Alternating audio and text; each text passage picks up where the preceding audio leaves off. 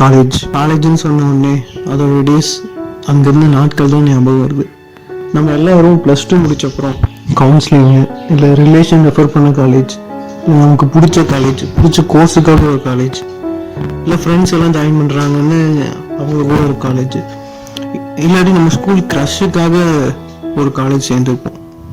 நம்ம எல்லாருமே ஏதோ ஒரு காலேஜில் பிடிச்சோ பிடிக்காமையோ ஒரு கோர்ஸ் எடுத்துகிட்டு ஜாயின் பண்ணி நிறைய எக்ஸ்பெக்டேஷன்ஸ், நிறைய கனவுகளோட காலேஜ் ஃபர்ஸ்ட்லேயே போயிருப்போம். அப்படி போன நமக்கு அந்த காலேஜ் நிறைய பியூட்டிஃபுல் அண்ட் அன்ஃபர்கட்டபிள் மூமெண்ட்ஸை அங்கே இருந்த 3 வருஷமோ இல்லை 4 வருஷத்துல நமக்கு தந்திருக்கு. நிறைய புது friends, first love, first crush, first breakup, first அழுகை, ஃபர்ஸ்ட் சோகம், சிரிப்பு, சந்தோஷம், காதல், வலி, அனுபவம்னு அங்கிருந்த டேஸ் ஃபுல்லாக நமக்கு தினம் ஏதோ ஒன்று காலேஜ் கற்றுக் கொடுத்துக்கிட்டே இருந்திருக்கு. ஸோ அங்கிருந்த டேஸ் மறக்க முடியாது. ஸோ எல்லாம் முடிஞ்சு கடைசியில் ஃபேர்வெல் அப்போ தான் எல்லாருக்கும் தோணும், இந்த லைஃப் இப்படியே இன்னும் கொஞ்ச நாள் இருக்காதான்னு.